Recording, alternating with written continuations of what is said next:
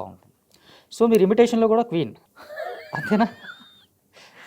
Queen అనే పదం వద్దండి బాబు. సరే కింగ్, ఆ జీ తెలుగు సూపర్ క్వీన్ ఎన్ని అయ్యాక మాటి మాటిగా పిలిచి పిలిచి పిలిచి అబ్బా నన్నేనా ఆ పదం అంటే కళ్ళ కూడా వచ్చేది.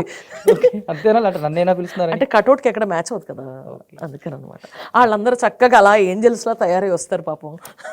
వాళ్ళ మధ్యలో మీరు అద్భుతంగా ఉంటారండి. ఇందాక మీరు చెప్పారు కదా ఇవన్నీ అందుకనే నా టైటిల్ విన్నాయో. అదే కదా, కిలోలు కిలోలు మేకప్ వేసుకుని వాళ్ళు వస్తే మీరు హ్యాపీగా సింపుల్గా కొట్టేశారు. అదే మనం క్యారవాన్కి వెళ్ళడం పడుకోవడం సాట్ ఉన్నప్పుడు చెప్పండి, లేచి వస్తా అంతే.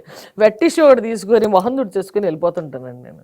సో ఇమిటేషన్లో మీరు గీతా మాధురి గారిని కానీ ఇంకా మిగతా వాళ్ళని చాలా మంది ఇమిటేట్ చేస్తూ ఉంటారు. అవును, గీతా మాధురి బాగా ఫేమస్ అయింది మొన్న.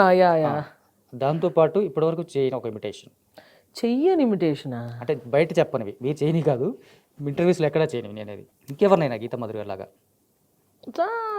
ఇంటర్వ్యూస్లో అందరిది చేసినట్టున్నాను, సునీత అక్క వీళ్ళందరిది చేసినట్టున్నాను.